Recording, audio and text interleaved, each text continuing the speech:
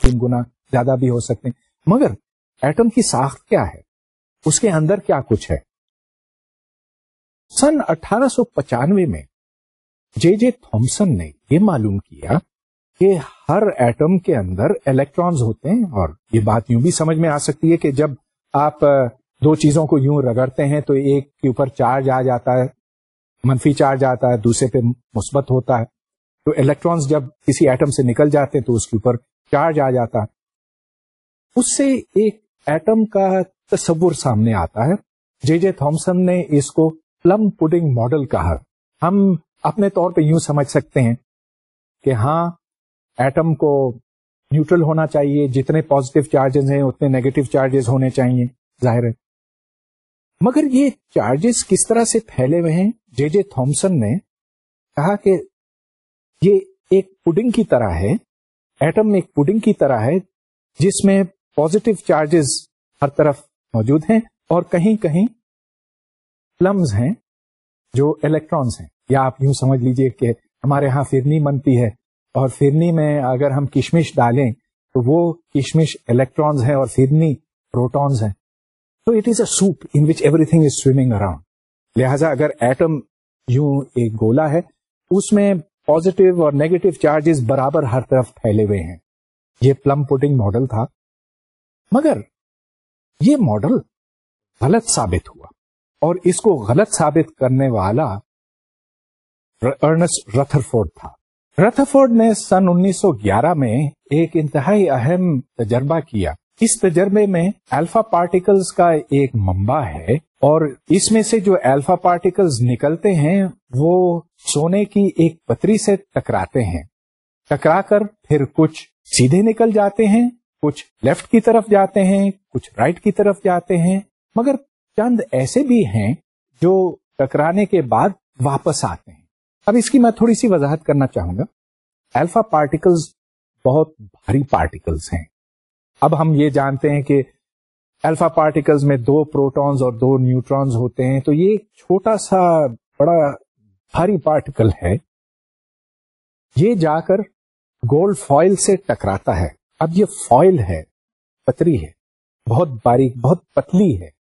उसकी वजह यह कि रदरफोर्ड ये नहीं चाहता था कि अल्फा पार्टिकल जब किसी एटम से टकराए तो वो एटम मजीद किसी दूसरे एटम से टकराए या उससे जो अल्फा पार्टिकल स्कैटर होकर निकलता वो एक सेकंड स्कैटरिंग करे। चुनाचे इस पतरी को बहुत बारीक, बहुत पतला रखा गया।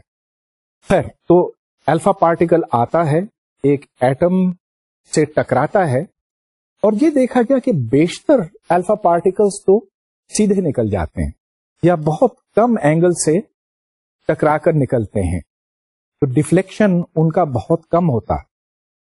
मगर रदरफोर्ड को इस बात पे बहुत हैरत हुई कि बाज ऐसे भी हैं जो टकराने के बाद वापस आ जाते हैं। और उसके अल्फाज कुछ यूं थे कि I was as surprised as firing a gun at a piece of paper and having the bullet send back to me. Rutherford क्यों हैरान हुआ? उसकी वजह यह है कि जब कोई भारी जिस्म आकर किसी हल्के जिस्म से टकराता है तो भारी जिस्म कभी लौट के नहीं जाता। हल्का जिस्म आगे की तरफ जाता है और भारी भी आगे की तरफ जाता। लेकिन अगर ये जिस्म किसी दूसरे भारी जिस्म के साथ टकराए तो फिर ये इम्कान बनता है कि वो टकराने के बाद वापस चला जाए। इस तजर्बे से ये साबित हुआ कि एटम में कहीं एक छोटा मगर भारी मरकज है, कोई ऐसी गुठली है, भारी गुठली, जिससे ये अल्फा पार्टिकल टकराकर वापस चला जाता। और यूं हमें मालूम हुआ कि प्लम पुडिंग मॉडल गलत है। ये ऐसे नहीं हो सकता कि प्रोटॉन्स हर तरफ फैले हुए हों एटम इलेक्ट्रॉन्स के साथ साथ, बल्कि असल एटम की शक्ल सूरत ये होगी कि बीच में एक मरकज है और इसके गिर्द इलेक्ट्रॉन्स घूमते हैं। ये मरकज बहुत छोटा है और इलेक्ट्रॉन्स इस मरकज से बहुत दूर हैं।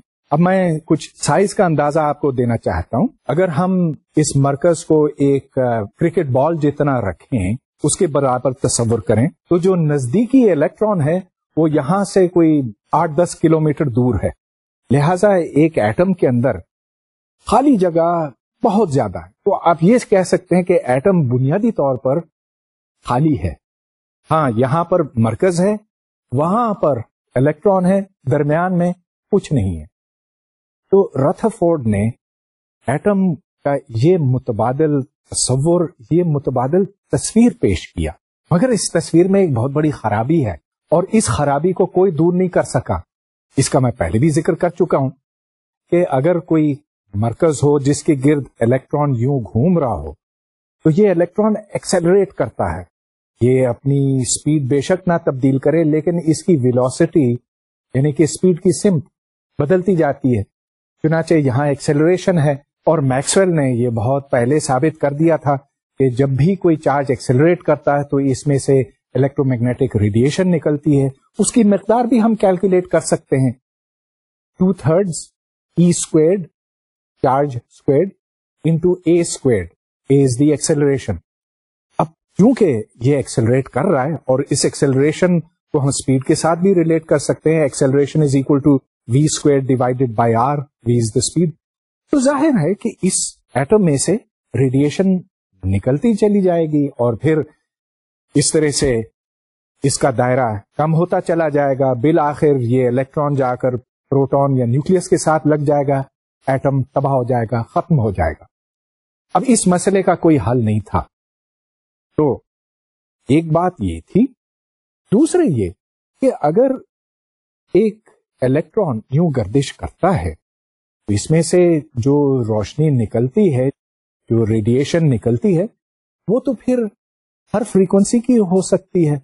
لیکن دیکھا یہ گیا کہ جو ریڈیشن اور جو روشنی ایٹموں سے نکلتی ہے وہ صرف چند مخصوص رنگوں کی ہوتی ہے. اور اس کو آپ دو طرح سے دیکھ سکتے ہیں.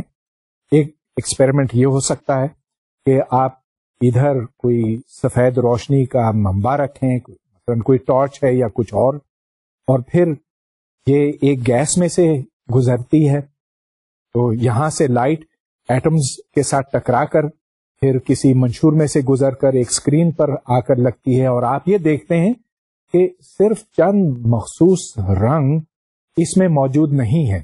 اس کو ایبزارپشن اسپیکٹرم کہتے ہیں. تو ایٹم صرف چند مخصوص فریکوینسیز کو ایبزارب کر سکتا ہے. اور اسی طرح سے جب آپ کسی گیس کو گرم کرتے ہیں, مثال کے طور پہ ہائیڈروجن ہے, آکسیجن ہے یا کوئی اور, تو اس میں سے جو رنگ نکلتے ہیں, جو فریکوینسیز نکلتی ہیں, وہ صرف چند ہی ہوتی ہیں. تو اس کو ہم ایمیشن اسپیکٹرم کہتے ہیں. اب رتھرفورڈ کا یہ ایٹم نہ ایبزارپشن کو اور نہ ایمیشن کو ایکسپلین کر سکتا ہے. اور اس سے بڑی بات یہ کہ اس سے جو روشنی نکلتی وہ تو ایٹم کو پھر تباہ کر دیتی. چنانچہ اس صدی کے شروع میں یعنی کہ 20ویں صدی کی شروع میں یہ ایک ایسا معمہ تھا جس کا کوئی حل ہی نہیں تھا. اور یہاں پر پھر نیلز بور نے اپنی تھیوری پیش کی ایٹم کے بارے میں.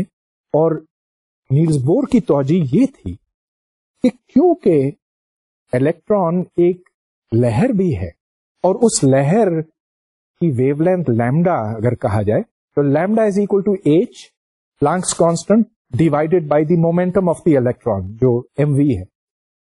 لہذا نیلز بور نے یہ کہا کہ کوئی سا آربٹ دیکھیں, اس آربٹ میں اگر ایک complete number of waves fit کی جا سکیں تو پھر یہاں سے ریڈیشن نہیں نکلے گی اور ایٹم مستحکم ہوگا, یہ کولیپس کا شکار نہیں ہوگا.